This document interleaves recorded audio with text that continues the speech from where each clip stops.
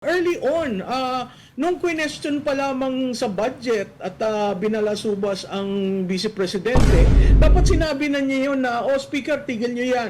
Ayun na nga, ang tinitingnan namin kung ano ang maaari. Pero hindi nga kami binigyan ng anumang pagkakataon na pag-usapan yung halaga. Kasi right away, ang pagkasabi, kinakailangan pareho ang total sa Congress.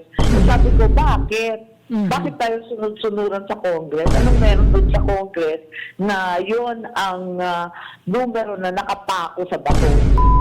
Okay, game. Bago ho tayo bulahin itong si Senator Amy Marcos, rektahin na ho natin siya. Kaya hindi nyo pinakialaman yung 733 million na budget para sa OBP sa 2025. Kasi takot lahat kayo kay tambaluslos kayo dyan sa Senado. Maging si Senate President Chis Kilay Escudero, takot na takot ho kay Tamba. Mantakan nyo yun. Ha? Hindi man lang ho pinakialaman, hindi man lang ho pinag-usapan. Alam nyo naman, maging barangay tanod nga di ba? Maging tanod nga ho sa barangay, hinihinga ng tulong. Vice President pa hindi lalapitan ng ating mga kababayan. Hindi man lamang ho pinag-usapan, hindi man lamang ho dinagdagan kahit kakarampot yung 733 million na budget para sa 2025 ng OVP. Anong dahilan? Sinet yun ng House of Representatives. Anong ginawa nyo sa Senado? Natakot kayo kay tambaluslos. Pero bago natin pag-usapan ng lahat ng yan, no, dapat masaya ho tayo ngayong araw na to. Birthday ho ng isa sa ating Gabriela Silang ngayong mga panahon na to. Walang iba kung hindi itong si Ma'am Cathy Binag. Palakpakan ho muna natin. Batiin nyo naman ho ng happy birthday, ha? Itong si Ma'am Cathy B dyan sa comment section. Maligayang kaarawan na Ma'am Cathy B, ha? Mabuhay ka hanggat gusto mo. Maraming salamat sa ginagawa mong sakripisyo, ha, sa ating bayan. Maraming salamat, ha. Itong si Ma'am Cathy B, kung tutuusin, ang sarap na ho ng buhay niyan. No, pero kagabi nasa karsada pa ho, kasama niya itong si Sir Jimmy Bondok at talagang nakikibaka, nakikisa sa ating mga kasama diyan sa EDSA. Maraming salamat, Ma'am Cathy B. Batiin nyo ng happy birthday, Ma'am Cathy Binag, dyan sa comment section. Ayun na nga mga kababayan, siyempre hindi natin pwedeng palampasin ang pagkakataon na hindi pasalamatan yung mga kasama natin dito sa PH Update. Na todo ho kung makasuporta sa mga ginagawa nating reaction video. Maraming salamat to dito kay John Neng Potpot. Maraming salamat to, mega love shoutout. Mag-ingat to kayo kung nasan ako manukay ng daigdig naroon ngayong mga panahon na to. Mega love shoutout din ho dito kay XTRL13. Maraming salamat to. Ingat to kayo dyan sa Japan. Maraming salamat. Mega love shoutout. Mega love shoutout din ho dito kay Jack Taylaran. Itong si Sir Jack. Ano ho natin yan? Suki natin yan. Mega love shoutout, Sir Jack. Maraming salamat. Bilisan lang ho natin. Purple Yam. Maraming salamat ho dito sa 3 Canadian dollar ho ba to? Maraming salamat. Purple Yam. Mega love shoutout. Mega love shoutout dito kay Lucky Dream. Lucky Dream. Maraming salamat ho. Mega love shoutout. Marcos Step Down. Tama ho yan. No? Mega love shoutout, siyempre isa sa maganda ho rin natin tagapanood dito sa PH Update. Dito kay Ma'am Arisa Yen, mega love shoutout, Ma'am Arisa Yen. At dito kay Ma'am Eleanor Santuyo, maraming salamat, Ma'am Eleanor Santuyo, mega love shoutout, no? Maraming salamat ho, napakalaking tulong yan. Dito kay Ma'am Nikki Swift, maraming salamat ho, Ma'am Nikki Swift. Hingat ho kayo dyan sa Hong Kong, ha. Maganda rin tong si Ma'am Nikki Swift. Thank you, Ma'am Nikki. Thank you. Dito kay Ma'am Susan Fujikawa. Itong si Ma'am Susan, ano ho talaga yan? Tambay sa comments. Maraming salamat, Ma'am. 7 seconds ago, no? Doon sa huling video ho natin ito, no? Maraming salamat. Na-tiyempuan lang ho natin pagka-check natin ng comment section. Nandyan si Ma'am Susan. Kaya, i-shoutout na rin ho natin. Mega love shoutout, Ma'am Susan. Thank you. Sa 1,000 yen, ingat ho kayo dyan sa Japan. At dito kay Ma'am Miss Opal Borges. Ma'am Opal Borges, maraming salamat ho. Ingat ho kayo dyan sa Jamaica. Salamat ho dyan sa $25. Mega love shoutout. Mega love shoutout din ho dito kay Maria Laurin Otero. Maraming salamat ho. Ingat ho kayo kung nasan ako man ho kayo digdig naroon mo yung mga panahon na to. Mega love shoutout. Ayun na nga mga kababayan. Pero sa mga bago lang ho sa PH Update, marami ho kasi tayong mga bagong tagapanood ngayong mga panahon na to. Sa atin ho dito, isang like at isang subscribe lang ho. Masaya na ho tayo dyan at sa mga gustong sumali sa ating community. Join button, nandyan lang ho sa baba. Again, isang like at isang subscribe lang ho. Pabilisin mo natin ang ikot ng mga numero dyan sa screen nyo. Ayun na nga mga kababayan, syempre, dapat ho natin pasadahin itong napakalupit na ano na to, pagtataas ng kamay. Nitong si Vice President Sara Duterte dito kay Ma'am Neri Amaga Bacale. Yan ho ang kalaban nitong si Romualdez diyan sa Leyte. Suportahan ho natin all the way kahit ito local politics ho ito. Ikakampanya ho natin itong si Ma'am Nomilda Nene Amaga Bacale. Suportahan ho natin, palakpakan ho natin, tinaas ho ng kamay nitong si Vice President Sara Duterte. Itong si Romilda Nene, itong si Ma'am Nene, naku, itong si Madam, forever magiging Nene ito. Nene Amaga Bacale, maraming salamat VP dahil pinakilala mo sa amin ang kalaban nitong si Tamba. Kahit local politics yan, dyan sa Leyte, talaga hong yan, susuportahan ho natin. Unang distrito ng Leyte. Mga taga Leyte dyan, alam nyo na ho gagawin. Suportahan ho natin kung paano natin sinusuportahan itong si BP. Suportahan ho natin itong si Ma'am Nene. Nene Amaga Bacale. Maraming salamat, Vice President Sara Duterte. Dito sa bahagi ng video natin na ito, mga kababayan, pakinggan ho natin ang pambobola nitong si Senator Amy Marcos. Pakinggan ho natin dito sa DWIZ. Pakinggan ho natin ito. Interview ho niya. Na-interview ho itong si Senator Amy Marcos. Game. So ma'am, dahil member kayo ng BICAM panel, susubukan niyo pa rin na ilaban na ma-increasean ang budget ng OVP?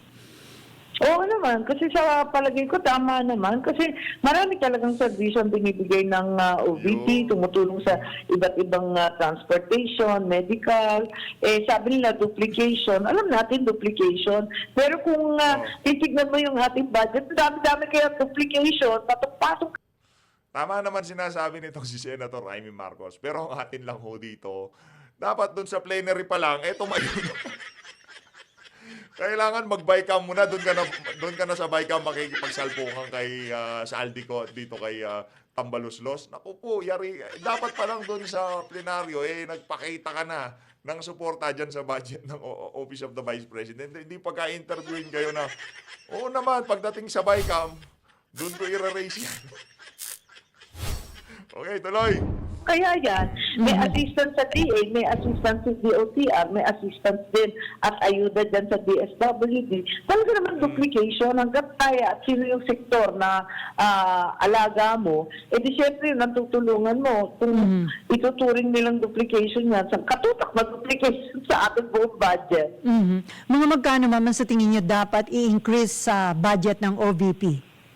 Ayun na nga, ang tinitingnan namin kung ano ang maaari. Pero hindi nga kami binigyan ng anumang pagkakataon na pag-usapan yung halaga. Kasi right away, ang pagkasabi, kinakailangan pareho ang total sa Congress. Sabi ko, bakit? Bakit tayo sunod-sunuran sa Congress? Anong meron doon sa Congress na yon ang numero na nakapako sa bato? Naku po, alam mo dahilan, Senator Amy.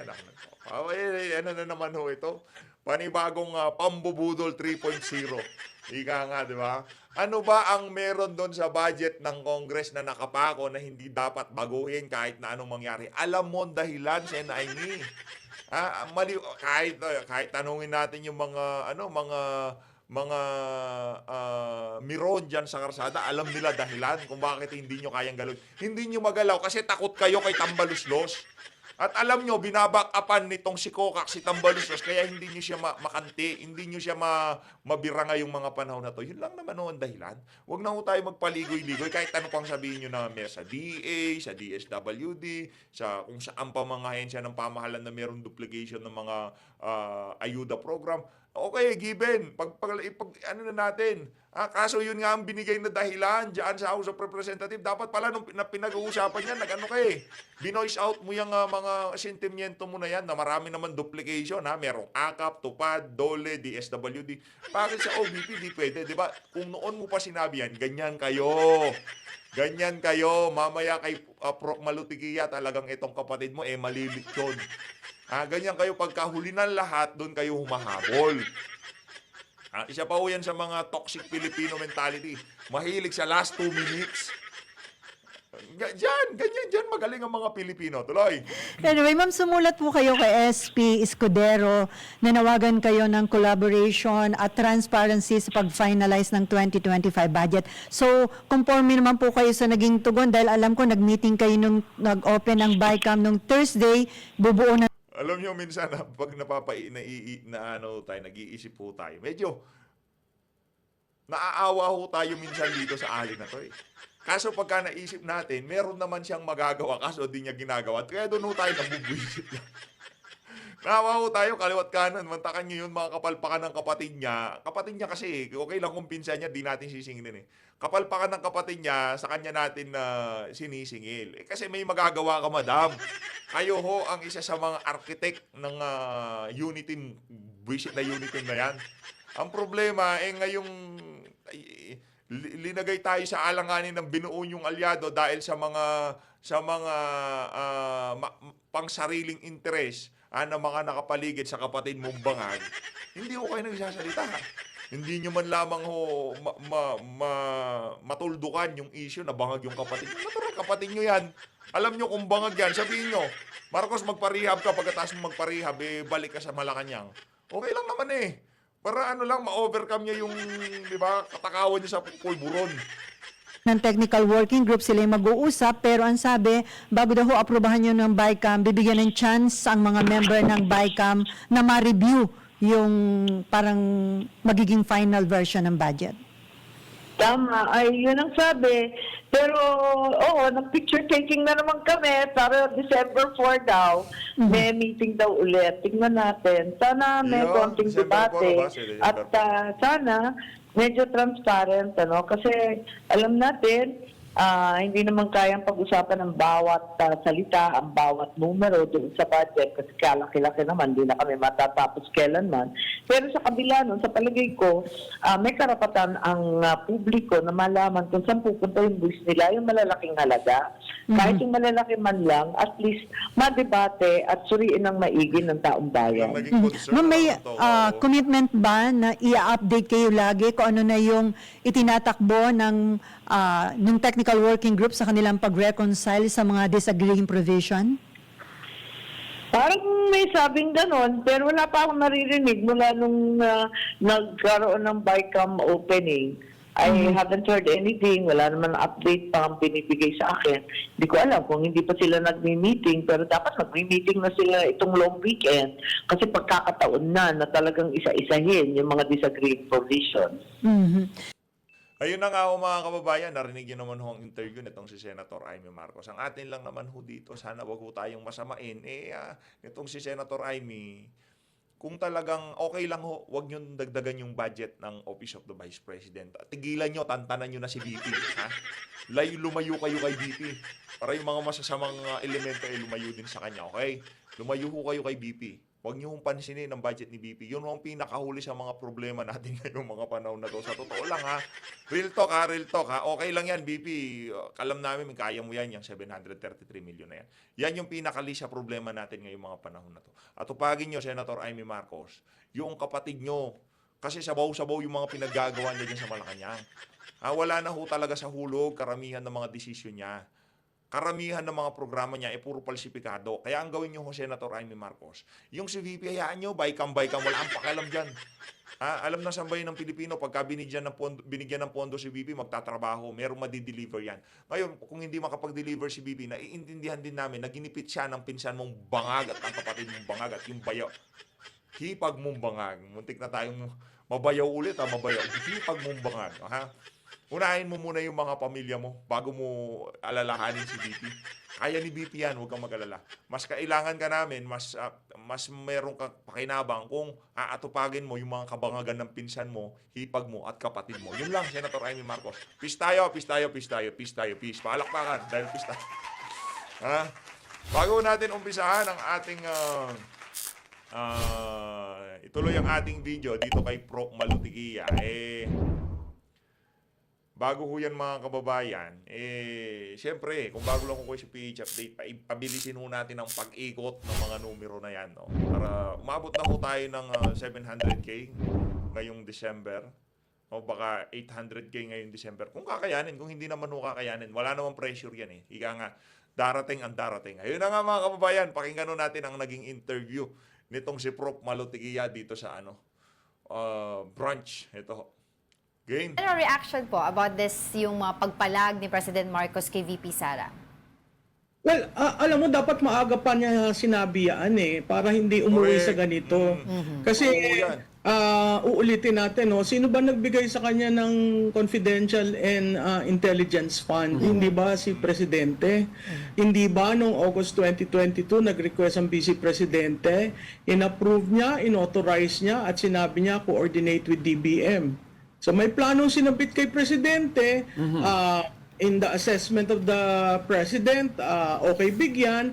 So dapat hindi nga ang sumasalag ang Office of the Vice President. Hindi ba dapat siya ang nagsabi? Bakit ko siya binigyan at saan ginamit? So kung sana maaga pa lang nagsalita, kunyari sinabi niya kay Speaker, between yan sa amin, huwag kayong makialam.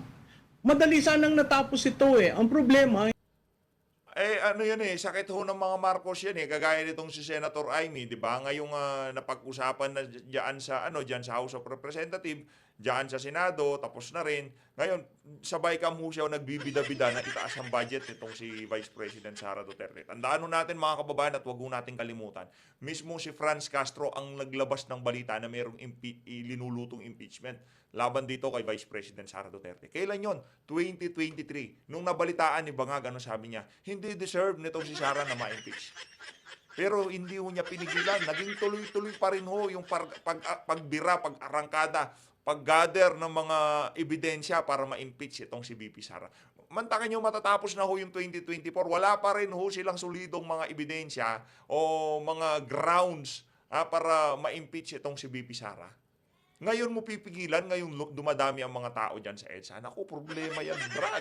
hindi siya umiimik at pinababayaan niya ang persecution na nangyayari sa Vice Presidente. Correct. That's good you mentioned, Ms. Mulu, about yung silence. No? Kasi a lot of people were saying that finally, nagsalita na rin si Pangulo. But the question is, while they said this may be his toughest reply in the last 2 years, ang problem daw, it was still very indirect in terms of what do you mean? Do you agree with that, Ms. Malo?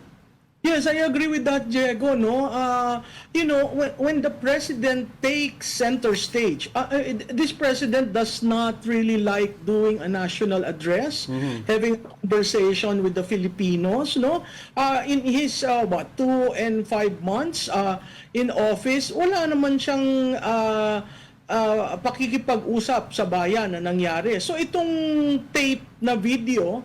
At release yung script bago tinape, kita mo, I guess it's his way of sensing nasa akin ba ang public dito. At makikita mo pagkatapos na nalaro yung video na napanood ng taong bayan, makikita mo yung reaction These days kasi ang hindi mo nakikita ang reaction sa taong nasa labas, nakikita mo ang reaction dun sa emoticons. Correct.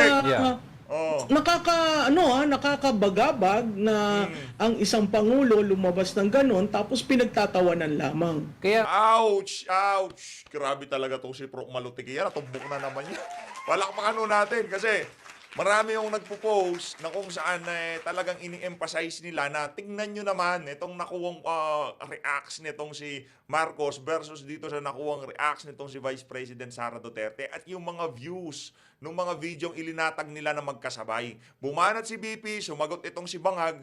Nakita ho natin kung ano yung paano tinanggap ng ating mga kababayan yung dalawang naturang video na yon galing sa pinakamataas at pangalawang pinakamataas. Nakita ho natin na talagang mahal ng ating mga kababayan itong si Vice President Sara Duterte. Galing talaga ni Prof. No? From doon yung tanong na yun, bigla niyang naipasok yung mga reacts. Palakpakan ho natin. Galing. Yung mga maliliit na detalye ho na yun pagka di ba? Maano ka na lang talagang nakakabilib lang itong si Prof. Malutigia. Ms. Malo, I'd like to touch up on that sa sinabi nyo. Do you think he could have been more specific in regards kung ano ang gagawin ko, ano yung ginawa niya sa tanong lang ho ha, ang tanong lang ho kay Prof. Malutigia, yung sagot nitong si Marcos Jr. kasi hindi na-address, yung kung ano nga ba yung mga sinabi nitong si VP doon sa kanya sagot na yon. Pati ho yung mga reacts doon sa naturang video nitong si Marcos Jr. Na talagang nasundot pa nito. Ang galing. Baka ako lang nabibili ba? Kayo hindi kayo na. Sa akin na mali? Or could he have done this earlier para medyo ma-avert itong kaguluhan na ito and early on na settle na itong issue? Yeah, tama ka dun, Diego, no? Early on, nung question pa lamang sa budget at binalasubas ang Vice Presidente, dapat sinabi na niya yun na, Speaker, tigil niyo yan. Ako ang nagbigay, ako ang nag-authorize niyan. Wag niyo na niyang pag-usapan. Pwedeng ganun eh. Pero inalaw niya. Ngayon, tama ka rin dun, Diego, dahil dapat merong actionable. Ano ba yung gagawin niya? Parang motherhood eh. At nag-adjust siya sa lengguwahe ng mga Duterte nung sinabi niyang yung tokhang, yung chichirya, hindi yan usually Yes. language niya. So makikita mo pag diniconstruct mo yung sagot niya, talagang Sana kasi talino ko lang ito si Prof. Malutigia, di ba? Di mo ba kayo bumibili? Palakpakan mo muna natin ito si Prof. Malutigia. Sa mo pinapalakpakan nyo, siyempre kung di pa ako kayo nakasubscribe, no? Subscribe na kayo. ang target, ang DE, yung base ng mga Duterte. Hindi naman yung mga nakapag-aral o mga negosyante. Kasi ang negosyante at nakapag-aral, ang tatanungin natin, how do we resolve? Kasi walang kwan eh. In effect, walang resolution. At pag walang resolution, ang bayan ang naghihirap. Ang bayan ang nag-iisip. Paano ba ito? Paano ba natin maipropromote ang ating Pilipinas kung ang dalawang ating mga leaders nagbabangayan? At makikita mo, talagang kahit nga yung sagot ni Vice Presidente, nagulat ako nung in-invoke niya si Benigno Aquino. Yes. So, sa tingin ko, hindi mare-resolve na may mga kampo nagsasabi na tigil. Ito dito lalabas ang pagiging mahusay na political analyst nitong si Prof. Malutigia. Noong yung interview niya na yan, hindi pa ho nagsalita si BP. Kumbaga sinabi nitong si BP Sara, 'di ba? We reached the point of no return. 'Yun ang banat ni BP, 'di ba? 'Yun ang banat niya. Hindi pa ho narinig, hindi pa sinabi ni BP 'yon. Pero pakinggan niyo ho yung mga sasabihin dito ni Prof. Malutigia. Muna, mag-usap. Sa tingin ko, tumawid na tayo doon sa tulay. Irreparable na, sa tingin nyo? Talagang confrontational.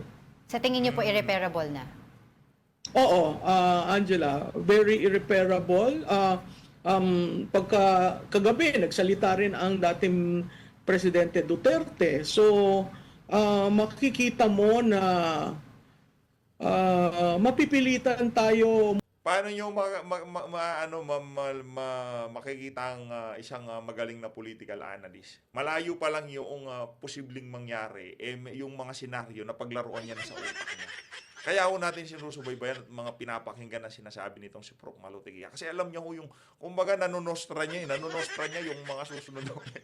Alam na niya Hindi pa sinabi ni BP base sa mga senaryo na naganap, linatag niya lahat. Naku.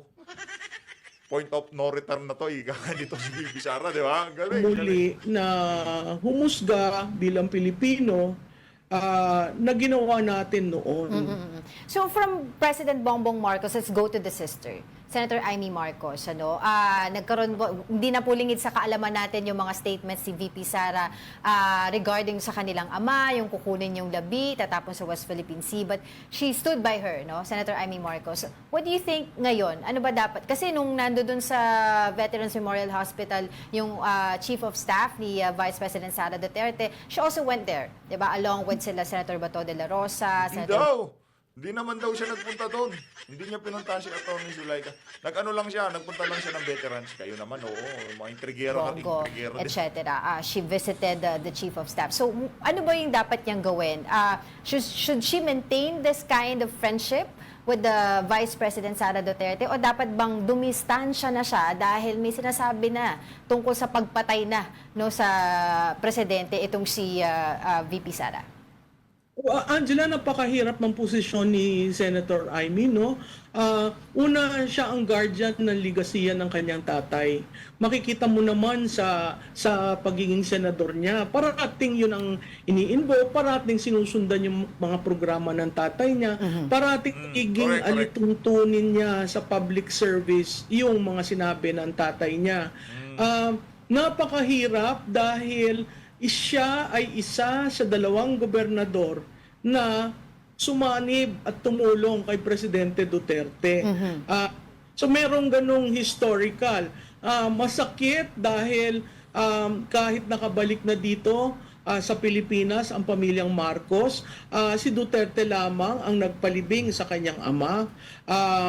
Masakit dahil siya ang nagkumbinsi. Actually, siya ang nagtayo Yes. ng unit team. Architect.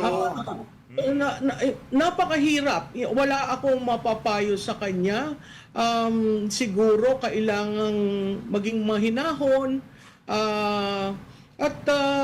Well, mahirap naman kasi pumanig siya kay Vice Presidente. Pero alam naman natin na, Oh, very that's what she's close. doing right now. Yeah, oo.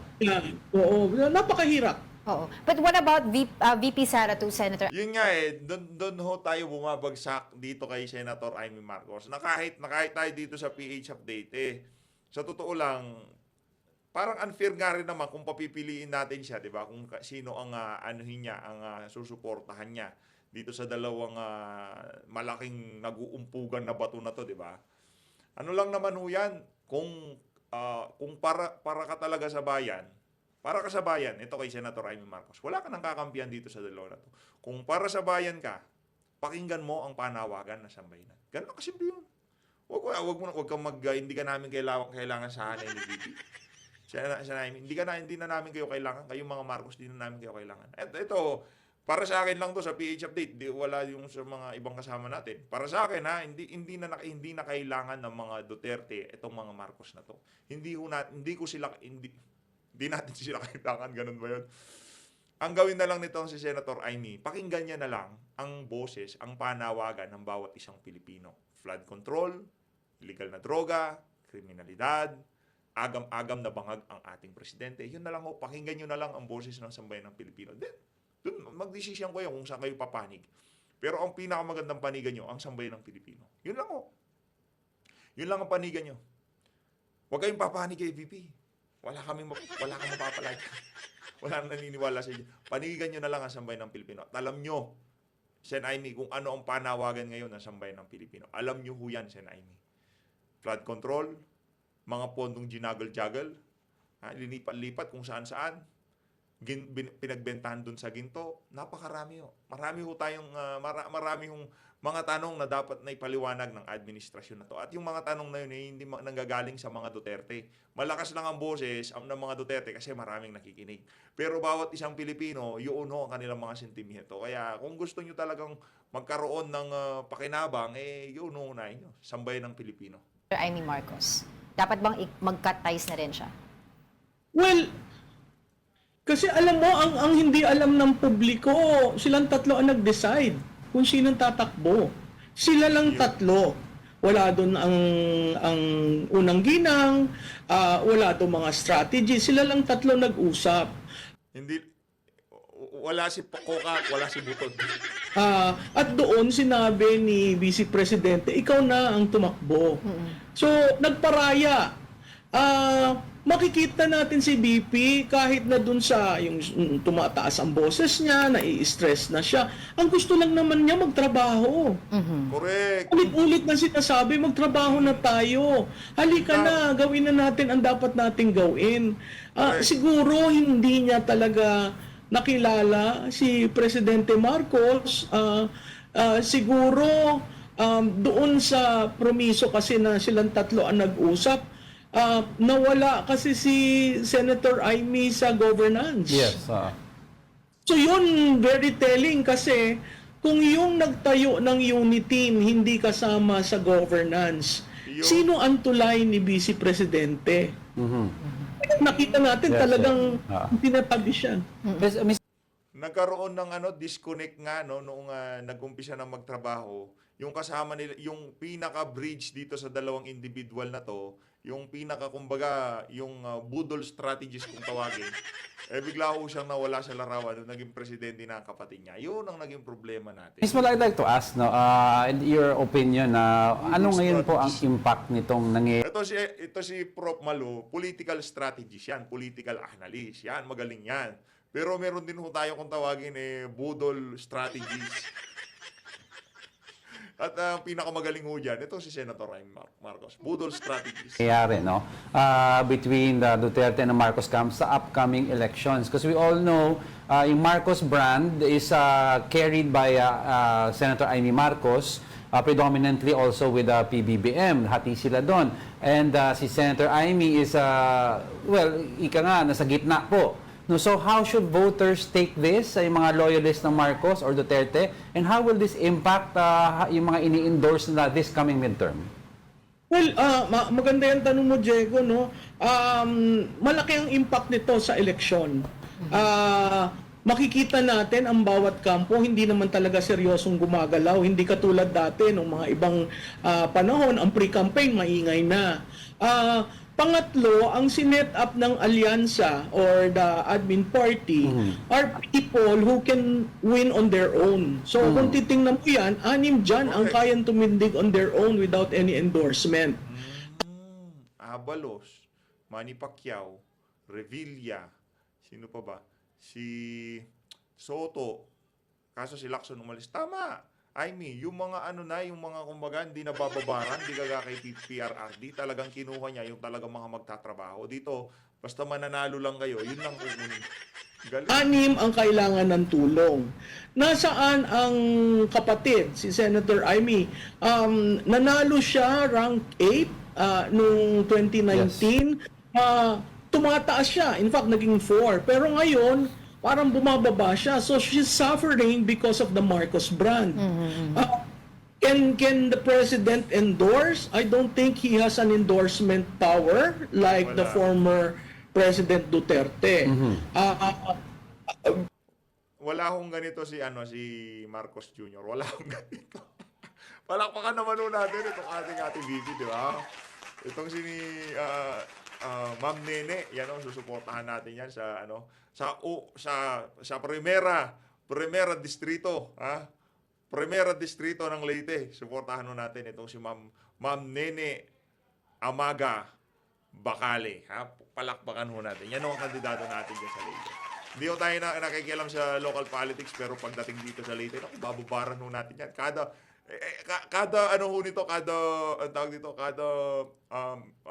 rally, meeting the Avance, naku po, present tayo dyan. Very critical rin yan kasi sa pagpupulso namin, nakikita namin galit ang taong bayan sa mga nangyayari. Dati kasi alam mo, Diego, ang korupsyon, parang yan ang kandidato, may ilang babae. Okay na, sige na.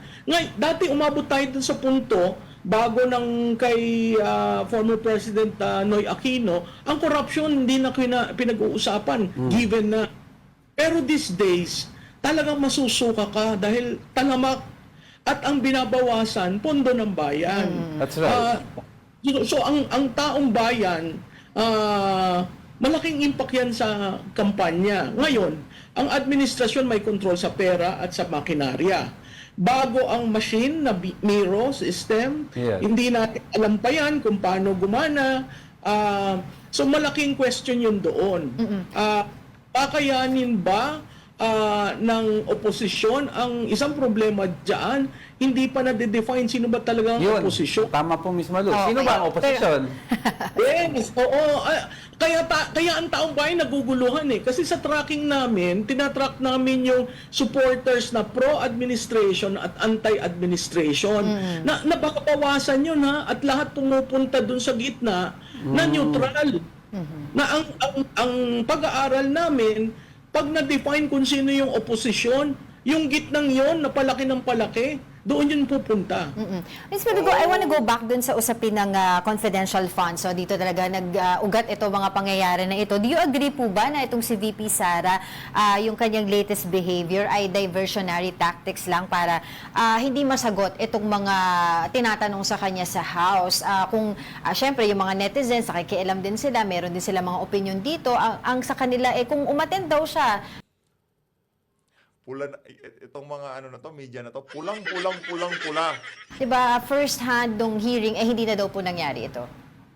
Oo, tama sa isang banda na dapat umattend siya ng mas maaga. Pero ang titingnan natin, kaya hindi siya siguro umattend ng ganun kaaga dahil siya ay vice presidente at DepEd. So, maraming sanga-sanga. Yung pagtawag sa mga tao at nakita naman natin lahat na halos tinawag, no? Sa yung kanyang pagkakagalit ng Sabado ng madaling araw, dahil na sa ginawa sa Chief of Staff niya. Ako rin naging Chief of Staff, kung meron akong among katulad niya na hindi iiwan, matutuwa ka, magkakaroon ka ng tapang ng loob. Pero doon, maling-mali kasi ang Kongreso na ilipat mo ang isang detained for contempt, ililipat mo sa Women's Correctional. Ano ba ang Women's Correctional? Ang Women's Correctional ay isang preso para sa akusado at convicted. Hindi naman po akusado si Attorney Lopez. Hindi naman ho convicted. Ang conviction galing yan sa korte. So, bakit mo gagawin sa madaling araw? Yes. Ako, ang tingin ko, kaya yun ginawa kasi hindi nila mapaalis si Vice Presidente sa kwarto ni Congressman Pulong. Ang sense nila, para daw tinatapakan ang institutional independence ng legislative branch. Yun naman kapatid. So, Yeah. hindi ko maintindihan kung saan ang gagaling yun. Miss Malo, I'd like to ask. Ayun na nga mga kababayan, dito na una tatapusin ang naging interview na to ni Prof. Malutigia. Maraming salamat to sa muling pagsama sa PH Update sa atin dito sa PH Update. Kung mabuto kayo sa bahagi ng video natin na to, consideran nyo naman kung ipindutin yung like, subscribe at bell notification bell. Maraming salamat ho mga kababayan. Mag-ingat po kayo lahat. Mahalin natin ang Pilipinas.